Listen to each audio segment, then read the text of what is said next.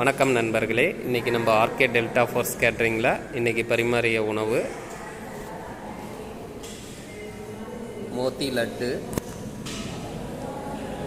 வாழைப்பூ வடை,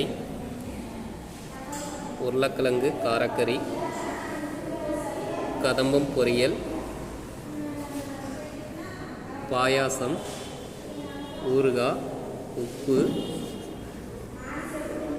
ஆனியன் ரைத்தா, பிரியாணி, சைவ பிரியாணி, சாதம்,